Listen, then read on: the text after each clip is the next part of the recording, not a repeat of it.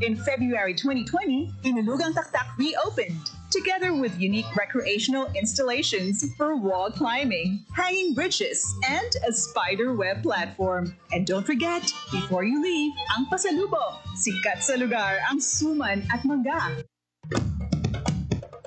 Ito ang Presidential Broadcast Service. Radyo Pilipinas.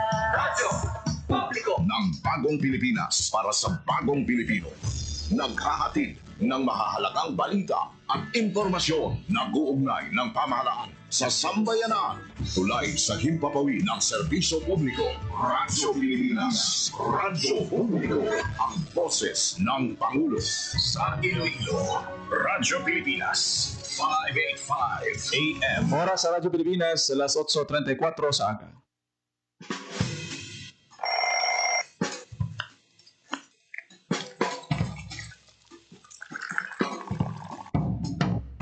Aga sa Iloilo.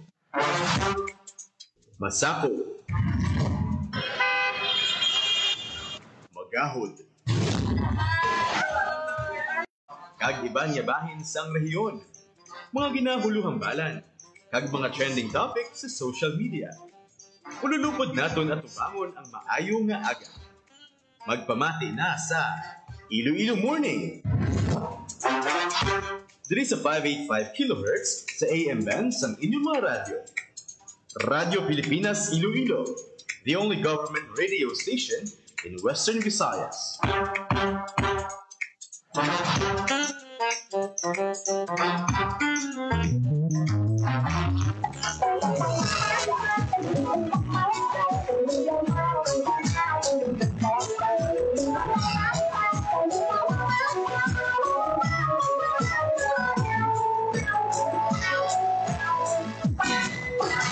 Mayong aga Pilipinas, good morning Western Visayas. Welcome sa Iloilo Morning Program. Subong adlaw sa Miyerkules, August 27, 2025. Katulog sang dugay. Magalumon ang kalangitan sa palibot sa syudad kag probinsya sang Iloilo. Adto pa ang ulan sini nga aga ha. Unay, dughan ko sa inay. Sa aton sini mga kauturan ti manami kay maburubog na aton nga tiyempo kag sa aton sini mga pananom hindi na kita matamaan kapag pamunyag.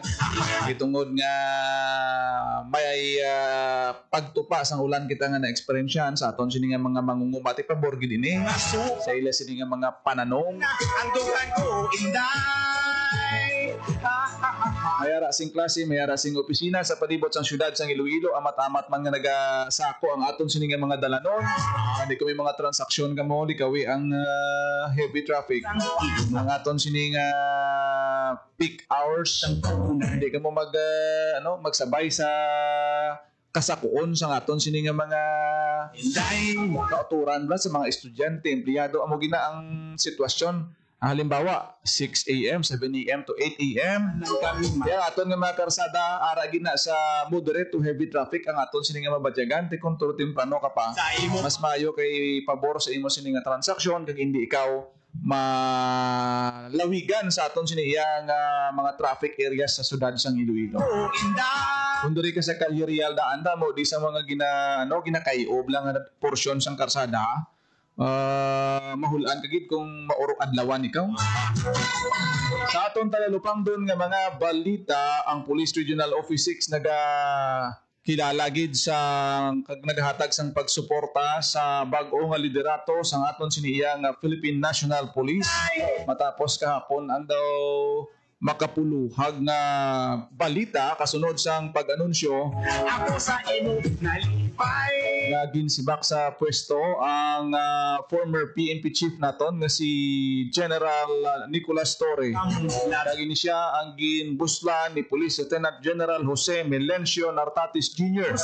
Kabayan sa Police Regional Office 6 ginpahayag ni Brigadier General Josefino Ligan ang bugos nga pwersa sang PRO6 nagahatagid sang suporta sa bag-ong PNP Chief.